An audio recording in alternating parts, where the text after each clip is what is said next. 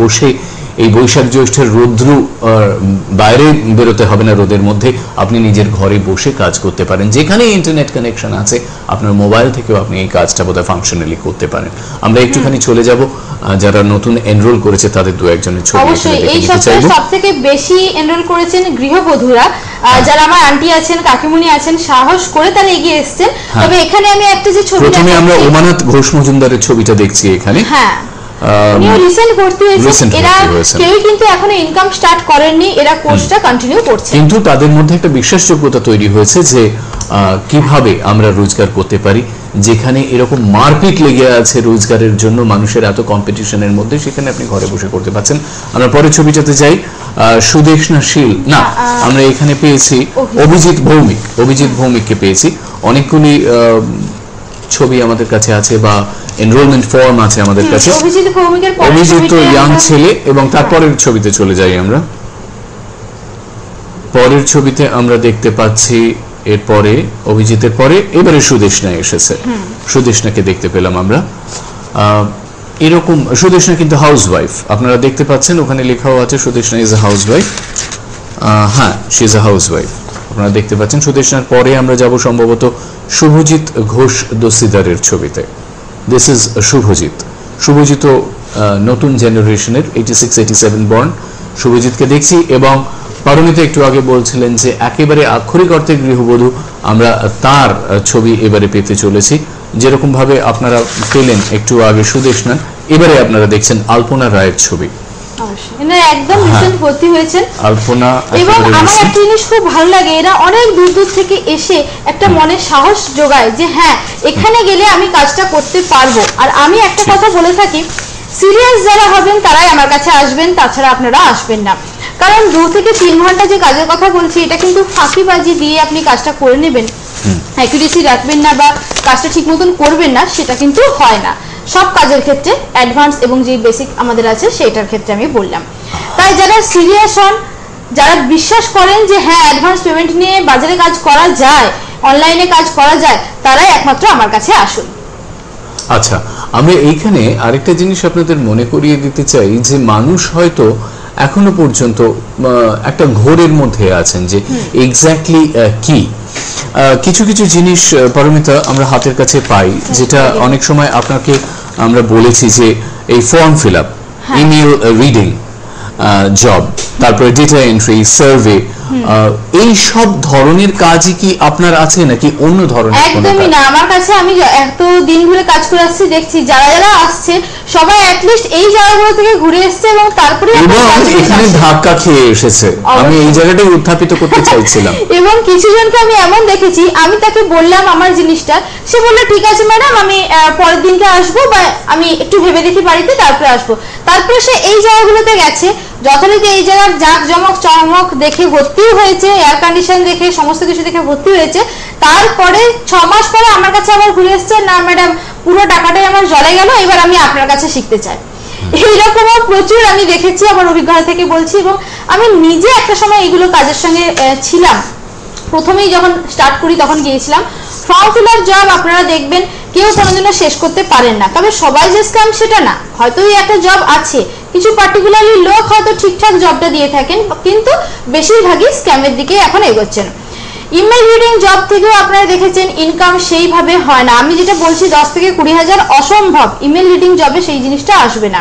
তারপরে আছে data entry, OCR এর জব। ভাবুন তো কত যারা কাজ করেছেন তারা কতটা অ্যাকুরেসি রেখেছেন এবং কত টাকা পেয়েছেন। আপনাদের বাধ্য করেছে তারা ছাড়তে, কারণ কাজের পরিমাণটা এতটা বেশি বেড়ে গেছে।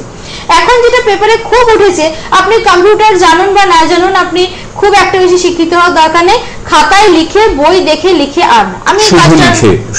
আমি এই কাজটা মাথা মুন্ডু কিছু বুঝি না। একটা বইকে যদি কপি করার দরকার হয় তাহলে সেটা আমি কম্পিউটারে করব, সিডিতে করব, কিন্তু খাতায় লিখে সেটা তো আবার সেই কিছুদিন পরে খারাপই হয়ে গেল। মানে 6-7 এ পরীক্ষা দেওয়ার মতো একটু বাচ্চাকে বলা হচ্ছে যে তুমি বই থেকে কপি করে জোর করে পড়ো আর কি। এবার কপিটা যে করছি তার তো কি করব সেটা নিয়ে সেটা কোনো ব্যাপার না। এবার ওখানে 200-300 পেজের একটা বই দিয়ে দেওয়া হলো আপনাকে, 5 থেকে 7 দিন ধরে আপনি লিখতে থাকলেন। একটা ওয়ার্ডে যদি একটু আধটু কাটাকুটি করে থাকেন, 1 টাকা 20 টাকা করে কেটে নেওয়া হচ্ছে। সুতরাং পুরো পেজটা ভেরিফিকেশনের পর আপনাকে দেওয়া হচ্ছে পণ্ডশ্রম, যাকে আমরা বলতে পারি। সম্পূর্ণ পণ্ডশ্রী, লোককে বোকা বানিয়ে জাস্ট টাকাগুলো নেয়া। তো সেটা এখানে না, আপনারা যারা যারা আমার অফিস ভিজিট করেছেন বা যারা যারা আমার ওয়েবসাইট supremeinfosolution.com ভিজিট করবেন, তারা এইরকম একটি লিস্ট দেখতে পাবেন কাজের। যদিও এখানে হয়তো অতটা বেশি ক্যামেরায় দেখানো যাবে না, আপনারা ওয়েবসাইটে যদি ভিজিট করেন বোধহয় ক্লোজ আপে দেখতে পেতে পারি। অবশ্যই যদি একটুখানি সামনে দেখি, আমাদের ক্যামেরার রাজু আছে, ও এইরকম 3 পাতার একটি কোর্সের পুরো ডিটেইলস, কোর্স বলবো না কাজ বলবো এটাকে, কাজের পুরো ডিটেইলস দেয়া হয়ে থাকে এবং সেই কাজের যা যা ডিটেইলস আছে সেইগুলোই কিন্তু আমি নিজে করে থাকি। আমার রোজকার পেমেন্ট আসে, যারা আসে আমার বাড়িতে বা অফিসে তারা চেক করে যায় আমার অ্যাকাউন্ট। যেটা আপনি এখন দেখালেন সেটাই যদি ওনার ওয়েবসাইটে আপনারা ভিজিট করেন তাহলে একই জিনিস পেয়ে যাবে সবকিছু। এখানে যেটা গুগল নিয়ে কথা হলো, ক্যাশ ব্লগিং নিয়ে কথাটা উঠেছিল, আমি ব্লগিং সম্পর্কে বলি, অনেকেই বুঝতে পারেননি ব্যাপারটা কি।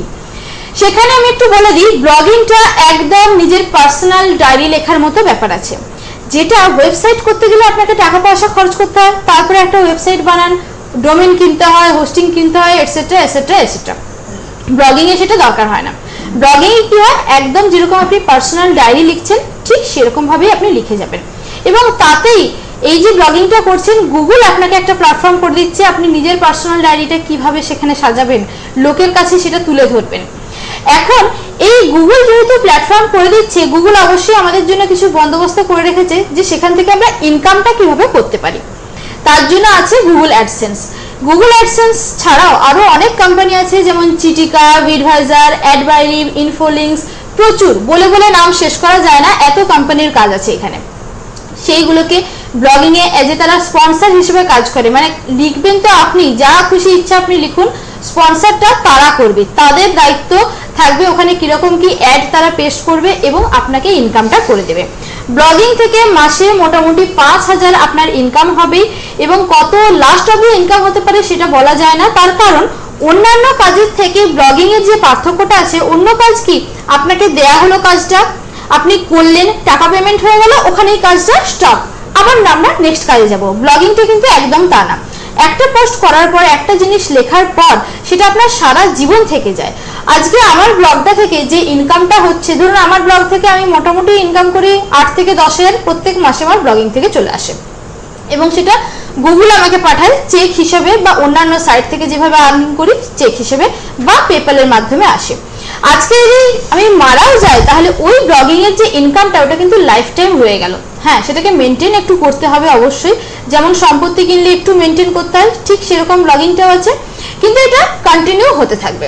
ইনকামটা এর একটা রেকারিং ভ্যালু আছে, রেকারিং ভ্যালু, এবং ব্লগ যত পুরানো হবে তার দাম কিন্তু তত বেশি হবে, পুরনো ওপিএম এর মতো। হ্যাঁ, ব্লগিংটা কি কি বিষয়ের উপর করা যায়, কোন কোন ভাষায় করা যায়, যারা ইংলিশ নিয়ে ভয় পান যে আমি বহু ভাষায় করা যায়, বহু ভাষায় বলতে টোটাল 19টা ভাষায় করা যায়। ঠিক, বাংলা বলুন, আপনি বাংলাতেও করতে পারেন, হিন্দি বলুন, সংস্কৃত বলুন, পাঞ্জাবি বলুন, A to Z দেখুন ওখানে ভাষা দেওয়া আছে, আপনি সেই সফটওয়্যারের মাধ্যমে সেই ভাষাতেই করতে পারেন।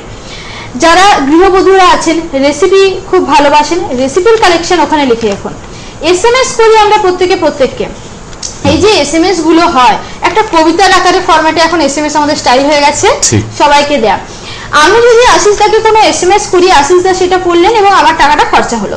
আশিসদা যদি আমাকে কোনো SMS করে, ওনার টাকা খরচা হলো এবং আমি শুধু পড়লাম, তারপর হয়তো SMS-টা ডিলিট করে দিলাম। সেটা না করে যদি আমরা ওই SMS এর কালেকশন গুলোকে পুরো পৃথিবী, হোল ওয়ার্ল্ড ওয়াইড একটা কালেকশন করে দেখাতে চাই, ছড়িয়ে দিই, যেখানে অন্যরা কালেকশন করে আমার SMS গুলো পড়তে পারবে, তাহলেও সেটা থেকেও ইনকাম হবে।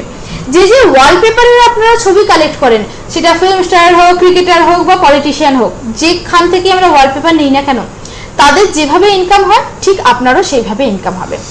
আজকের অনুষ্ঠানের একেবারে শেষ লগ্নে এলাম। আরেকবার আপনাদের মনে করিয়ে দেব, যদি আপনারা পারমিতার সাথে যোগাযোগ করতে চান তাহলে তার ওয়েবসাইট ভিজিট করতে পারেন www.supremeinfosolutions.com, email ID supremeinfosolution@gmail.com। 44 lake avenue bus stop, Mudiali, একেবারে কালীঘাটের কাছাকাছি। এখানে পাবলিক সার্ভিস কমিশন বিল্ডিং এর উল্টো দিকে।